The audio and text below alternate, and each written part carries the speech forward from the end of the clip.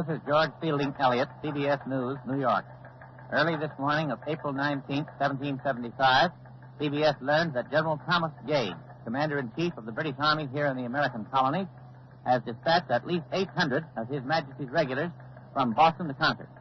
The Redcoats have been ordered to do two things: to seize the military supplies which the colonists have recently been storing in Concord, and to arrest Samuel Adams and John Hancock, the top leaders of the Sons of Liberty, the organization which is the spearhead of the colonial resistance movement. At this moment, the Redcoats are somewhere on the road to Concord. They left Boston by the Charles River crossing early last evening. And though General Gage... April 19, 1775. His Majesty's regulars march on Concord. You are there.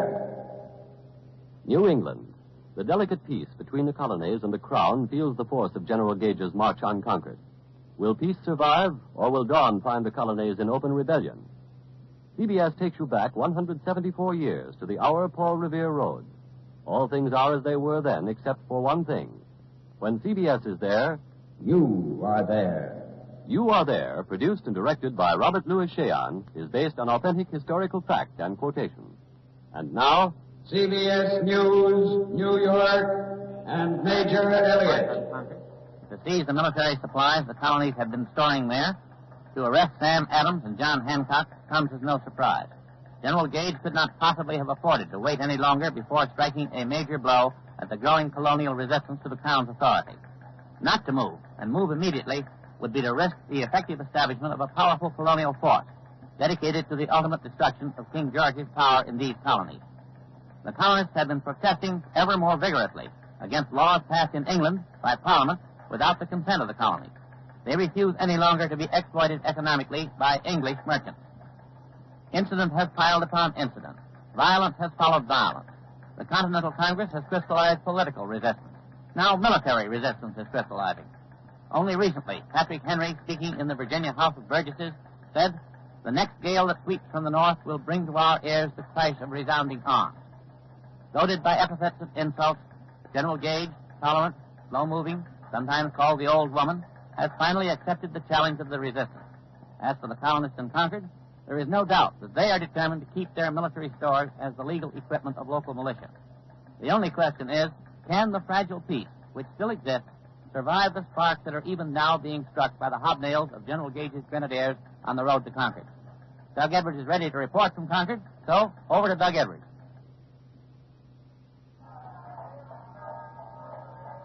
I'm in Concord's town square in front of Wright's Tavern. It's still dark, but there's a bright moon. There are candles in the windows, torches on the square. The citizens have been awakened. The belfry bell has roused them from their beds. They're gathering here in the square, falling in under the command of Colonel James Barrett, and hiding supplies. They've been hiding them for 3 days. Apparently their underground has warned them that General Gage would march. Here with me at our microphone is the man who brought the news of General Gage's march to Concord. He is Dr. Samuel Prescott, a town resident, rather young for a doctor, only 20 years old. Dr. Prescott, what is your opinion? Will peace survive General Gage's expedition? No, it can't, sir. It will be an open rebellion before morning.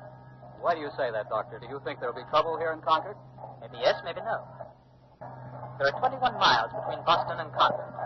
There's Roxbury Town, Bedford, Lexington, Mystic, and dozens of others.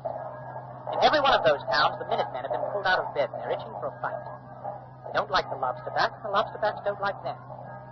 Does it look like trouble, or does it? Well, Dr. Prescott, there's been violence before, but no open rebellion.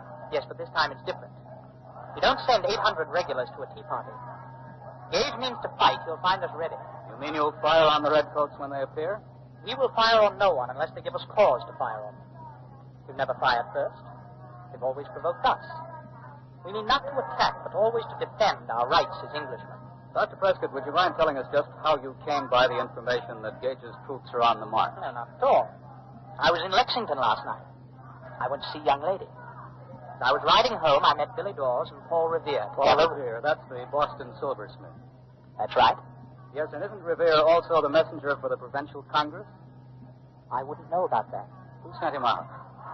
I haven't the faintest idea. I don't suppose you know where Sam Adams and Hancock are either. No, I wouldn't, sir. Well, go on with your story. What did Paul Revere and Dawes tell you when they met you in Lexington? No, it was outside of Lexington. on the road to Concord. I was going to ride in with them to Concord when we met 4 lobsterbacks. Cursed rebels, they called us. They said they knew we'd been rousing the militia, threatening to blow out our brains. They ordered us into a pasture. I took my chances, though. I spurred my horse over a stone wall by Folly Pond and shook them off. So did Billy. But they caught Revere, Lord help him. Where's Dawes now? I don't know. I'm sorry now. I can't answer any more questions. I've got to fall in with the Minutemen. Well, thank you very much. That was Dr. Samuel Prescott, who brought the report that General Gage's troops are on their way here to Concord. You heard him say that, in his opinion, the colonies will be in open rebellion before morning. If he's correct, if rebellion does come, it's a question if these local Minutemen can carry through successfully against the highly trained and well-supplied redcoats of His Majesty's forces. This Concord militia is a strange mixture of farmers, young boys, old men, and seasoned Indian fighters. None of them has a uniform. They're dressed in crude homespun pants and cotton shirts. A few wear the familiar 3-cornered hat worn in this section of the colony. But their battle gear is pathetically inadequate. Some have a powder horn slung over their shoulders and firelock muskets. A few have no weapons at all. Occasionally, some of them wander in and out of Wright's Tavern and partake generously of mugs of hot rum flip. Their women folk are helping with the stores. They're priming muskets, giving their husbands loaves of bread and salt pork, and extra pairs of warm stockings. John Daly in Lexington, 6 miles from here, has just reported that the regulars have been sighted, so over to John Daly in Lexington. Here on the Lexington Green, in front of the Butman Tavern, we can see His Majesty's regulars approaching on the Boston Road, about 300 yards off. The sun is coming up, and we can see them clearly, a mass of red-coated men, their officers marching on either side of the column and in front of it, too. I can't tell you yet who their commanding officer is, but it's probably Lieutenant Colonel Francis Smith, because he's led these sorties for General Gage before. The fife and drum unit is playing Yankee Doodle, and as you can hear, playing it very badly, playing it very sourly, and that, no doubt, is a deliberate insult to the colonists. It's an old trick of the English regulars. They've done it before in Boston when they marched past the meetings of the Sons of Liberty. Captain Parker's militia is almost completely assembled here on the green. Over 60 of his complement of 75 men are already here, and latecomers are quickly filling in the ranks. The Minutemen are drawn up in a double line with their muskets at their side. If the decision is up to Captain Parker, there'll be no open rebellion here at Lexington. If Captain Parker had meant to challenge His Majesty's regulars, why, he would have blocked the road to Concord. But instead, he has assembled his men here on the green, and he has given them very explicit orders not to fire unless fired upon. About 40 of the villagers, spectators, are standing about, leaning out of windows, idling in doorways, or swinging their legs on a stone wall. It hardly seems as if any of them expect trouble here. The big question now is, what will the regulars do when they march to the fork in the road that leads to Concord? If they keep right on marching to Concord, well, then there'll be no trouble here this morning. Oh, there's Paul Revere coming out of the tavern. The British captured him but released him, and he returned to Lexington only a short while ago. Mr. Revere! Mr. Revere! Sorry, no time. Mr. Revere has gone right on by. He and another man are carrying a chest, and it doesn't look as if Paul Revere thinks there's going to be any trouble. He certainly wouldn't be so calm carrying that chest across Lexington Green if he did. Well, the regulars, His Majesty's Redcoats, are almost at the fork in the road now. They're a mixture of grenadiers in their high pointed caps and light infantry. There are no field pieces, no artillery, since there was no prospect of a formal engagement when the Redcoats left their barracks. They had hoped, as a matter of fact, to catch Concord completely by surprise, as you've probably been told. The Redcoats' ranks are orderly, bayonets gleaming in the rising sun, the officers handsome as usual with their beautifully powdered wigs and their lace puffs. Many of the regulars we can see now, they're close up, are covered with mud from the waist down. They've very evidently waded through some kind of mud country. And, the commanding officer is not Colonel Smith. I can tell you that much. He's a younger man, a major, in fact, by his uniform, and an officer not of the Army but of the Royal Marines. And I don't recognize him. The fifes have stopped playing. The commanding officer has given the order to halt. The order is repeated down the long red line, and the major has ordered his men to prime and load. 800 redcoats are loading their muskets. We can't tell yet if the major seriously means to fire or if this is just a maneuver to intimidate Parker and the militia. Captain Parker hasn't moved, but some of his men are calling out. Some seem to think it's folly to stand here because they're hopelessly outnumbered, but there are others who are against breaking ranks, and that's Captain Parker talking now. Listen to me. The first man who offers to run shall be shot down. Stand your ground. Don't fire unless fire in the pond. But if they need to have a war, let it begin here. Well, you heard Captain Parker. He told his men.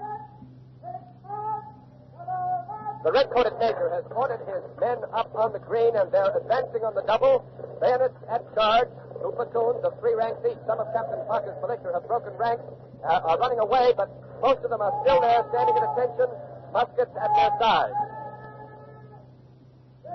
His Majesty's regulars have halted now, their guns leveled at the double line of Minutemen. The two opposing forces are face to face, rigid and resolved.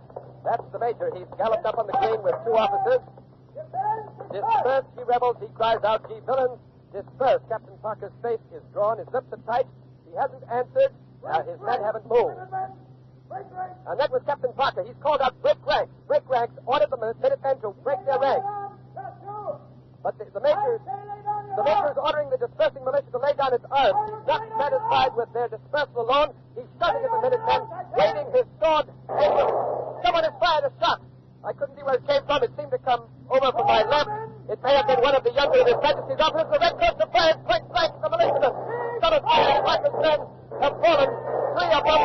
There are 5 down now. The major is pointing his sword downward, trying to prevent another volley from the redcoats. He does not order the firing of that first volley.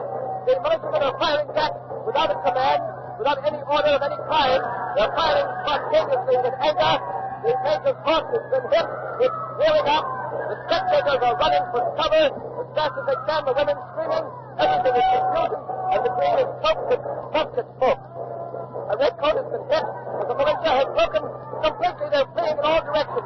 But both sides are firing freely. However, most of the firing is coming from the redcoats. The redcoats are running after the fleeing Minutemen, firing as fast as they can climb and reload.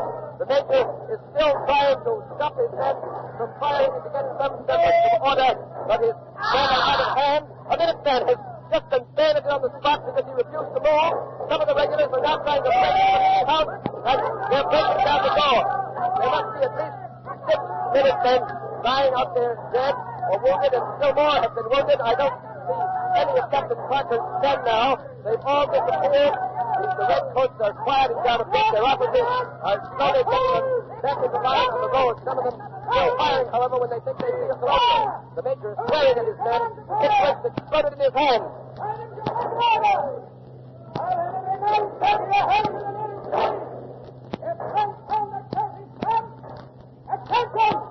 The major is very angry. That's him now dressing down his men. The smoke is clearing. The regulars are wild-eyed and panting. And now some of the wives of the Minutemen who were hit are running out on the green to help their husbands. I can count 8 fallen men, 8 altogether. I can't tell you whether they're dead or wounded.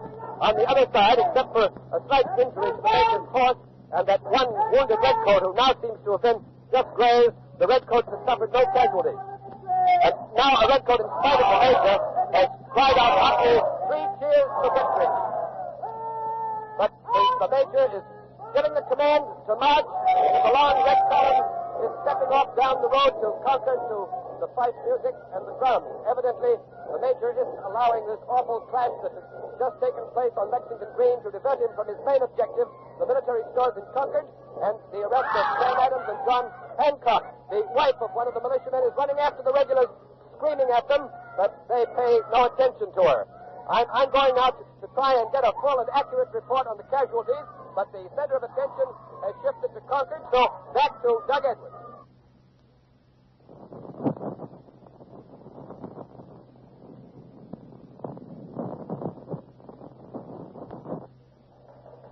This is Don Hollenbeck in New York. Come in, Doug Edwards in Concord.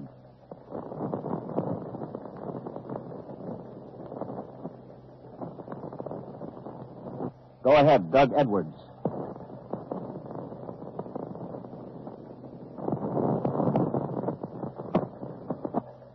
We don't know why Doug Edwards isn't answering our signal to Concord. We're trying to check. There's been an exchange of shots, as you've heard, between the Colonial Minutemen and His Majesty's regulars who are marching on Concord. CBS headquarters in Boston has been trying to get a statement from General Gage, but the general is not available for comment. However, our Boston headquarters has been able definitely to identify the major of the Royal Marines who is leading this expedition to Concord. He's Major John Pitcairn, 35. He lives in Boston, close by the house of Paul Revere. The entire contingent is under the command of Lieutenant Colonel Francis Smith. Reports continue to come in claiming that the Colonial Militia in at least a dozen villages in the Boston area have been aroused and are marching toward the road between Concord and Boston. There's been no further information concerning the whereabouts of Samuel Adams and John Hancock. Both men are known, however, to be in the Boston area. We're still trying to reach Doug Edwards in Concord, and now here is Major Elliott. The meaning of the tragedy that has happened on Lexington Green is still pretty obscure here in New York. Does this occurrence mean that there is no hope for peace? It's still much too early to decide that. The colonies are, of course, painfully familiar with other such bloody clashes that have happened in the past, and still there's been no open, organized rebellion as a result. Unless further investigation reveals that it was a militiaman who fired that mysterious first shot, John Daly's eyewitness account would certainly seem to indicate that Captain Parker's men obeyed his order not to fire unless fired upon. The militiamen seem to have fired their muskets only in response to the concentrated volley of the regulars. However, when word of what has happened in Lexington spreads through the New England countryside and the rest of the colonies, this word will certainly pour no water on the rising flames of resistance. And now, here again is Don Hollenbeck. Thank you, Major Elliott. Ken Roberts in Concord is calling in from a mobile transmitter. Go ahead, Ken Roberts. Are you getting me okay, Don? Yes, Ken. Yes, go ahead. Where are you? I'm on a hill outside of Concord. Where's Doug Edwards? He's inside the town. His Majesty's regulars have arrived. They've occupied Concord. We had transmission trouble before. That's why Edwards didn't get through.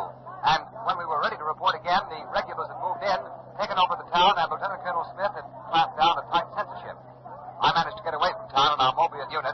I'm wearing a packed transmitter, and I'm here now at the Concord militia, overlooking the North Bridge. What are the militia doing on the hill, Ken? Major Buttrick of Concord is conferring with his men. There are about 400 of them now. The men of Concord have been joined by others from Chelmsford, Carlisle, Littleton, and Bedford. They're trying to decide what to do about some smoke that's curling up from the center of Concord. The men don't know what's burning, but some of them are afraid the redcoats have set their homes on fire and are trying to burn down the whole town. The only thing that's stopping them from going in immediately and finding out is the detail of redcoats down there at the North Bridge. There are 3 companies down there, all about 100 men, commanded by Captain Laurie of the 43rd Foot. That North Bridge is the only direct way back into Concord, and Captain Laurie's redcoats are blocking the way. We're going in. All in, Sullivan 2. That was Major Buttrick. He's given the command for the militia to fall in, and I think the Minutemen are going to try to cross the bridge. I don't know what Captain Laurie's orders are. I don't know whether he's been given any orders, but the big question is whether he'll let the Minutemen cross that bridge. We'll know any moment now. The Minutemen have struck up a march. I think it's the White Cockade. 2 by 2, they're approaching the bridge. I'm following the column. Major Buttrick is leading. Captain Davis, commanding the contingent from Acton, is walking at his side. All the men are walking steadily with great resolution. They're not speaking now. They're not looking to right or left. Their eyes are fastened on the regulars on the other side of the Concord River, watching the imposing mass of scarlet uniforms that sort of funnels into the entrance of the North Bridge. The regulars know the Minutemen are coming. Well, Captain Laurie has shouted a command to his men. I couldn't hear it. He's still too far away. But the redcoats have taken up the traditional street firing formation. 3 ranks, the men in the first rank kneeling, the second stooping, the third aiming muskets at eye level. It's a strange move. I don't understand it. If Captain Laurie means to start a fight, his men are jammed into the small bridge area right out in the open, and the regulars are also outnumbered 3 to 1. Captain Laurie has ordered some regulars to rip up the planks of the bridge. He's going to try to stop the Minutemen from crossing. There goes one plank, another. Leave the plank. This is our bridge. That was Major Buttrick. He shouted angrily to the redcoats to desist, to leave the planks. This is our bridge, Major Buttrick screamed. And the regulars have stopped. They've stopped tearing up the planks. The Minutemen are almost at the bridge now. The redcoats are on the other side. Only about 75 feet or so of the Concord River separate the 2 groups. The Minutemen keep marching. And another... 3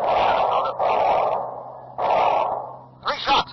The Redcoats fired 3 shots just now, but they splashed into the water. Another shot fired by a regular. Perhaps they're warnings. The Minutemen keep moving, though. Their band keeps playing. Oh, that's Captain Laurie.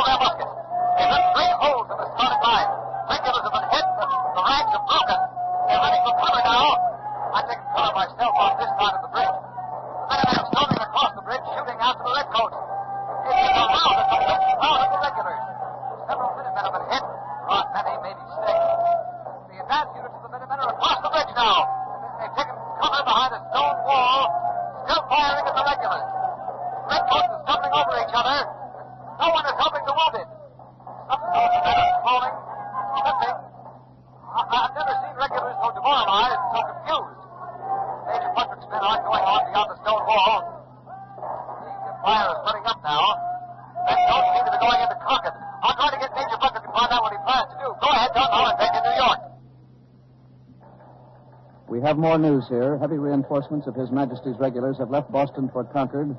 Almost 1,000 troops under Lord Percy are moving along the road to Lexington. It's believed the request for those additional troops came by courier from Colonel Smith and now Major Elliott. 1,000 fresh regulars on their way to Concord, and the road swarming with newly arriving militia. These are fast-moving developments, and they are certainly ominous. Can Lord Percy get past Lexington without a fight? And what are his orders? Are they merely to help Colonel Smith accomplish his original objective? Or has General Gage suddenly decided on stern measures against the gathering colony? The situation certainly is growing worse at every passing moment. It seems sure that neither Minuteman nor regular wants war. And yet it seems that both are being forced into war by the dynamics of the struggle. Now, just a moment. Doug Edwards in Concord reports that Colonel Smith and his men have left Concord, heading back for Boston.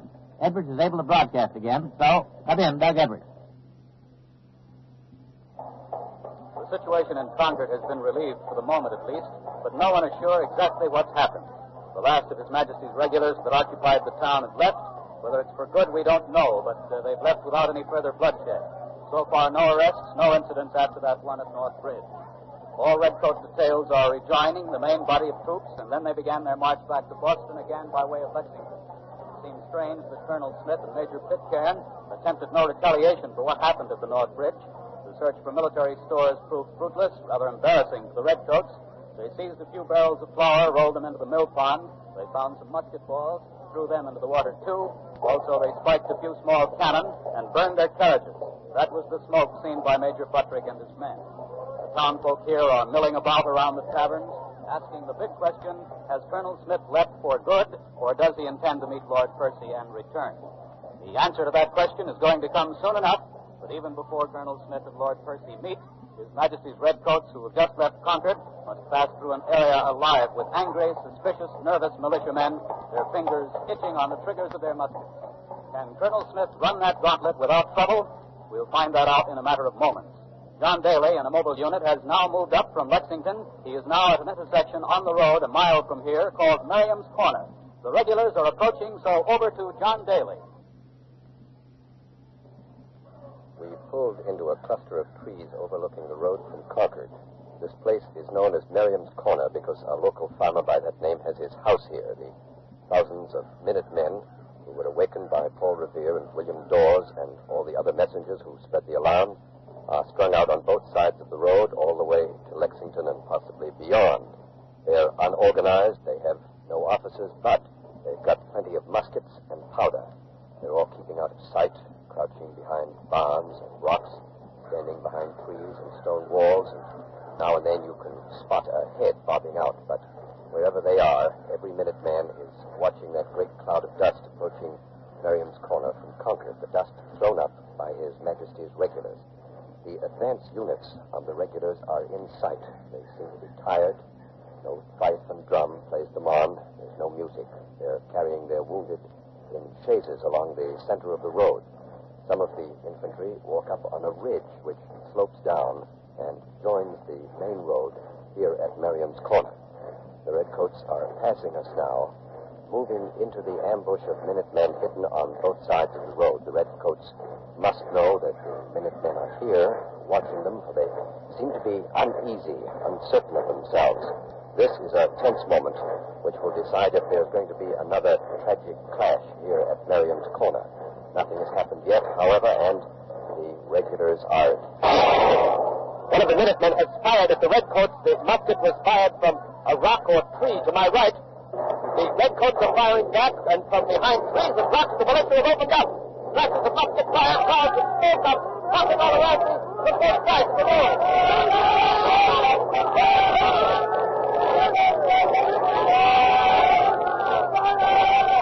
Every cord, every rock, every wall, suddenly come alive. The Redcoats are falling. His Majesty's Redcoats are falling, but they keep on marching because it's the only thing they can do. This can only mean war. There's no doubt about it. It's open rebellion. The colonial militia fired first here without provocation by the Redcoats, but the militiamen remember Lexington and North Bridge, and they picked up the gauge of battle. The musket balls of the militiamen here at Merriman's Corner are... April 19, 1775. The Minutemen fire first at Merriam's Corner, and open rebellion begins. You have been listening to Lexington, Concord, and Merriam's Corner, another broadcast in the series You Are There, produced and directed by Robert Louis Cheon. Lexington, Concord, and Merriam's Corner was written by Howard Merrill and Mr. Cheon. Next week... April 12, 1861, Fort Sumter. You are there.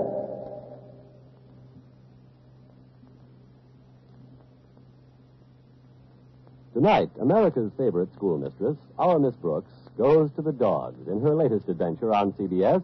And to do the job up completely, the dog is what else? A Great Dane. You'll find unusual things happening and a vast amount of laughter when our Miss Brooks, starring Eve Arden, finds that she's saddled with the welfare of a friend's Great Dane and has to take the cumbersome canine along to her classes. Also on CBS tonight, our other great Sunday feminine star, Helen Hayes, will be heard in the famous Broadway melodrama Love from a Stranger.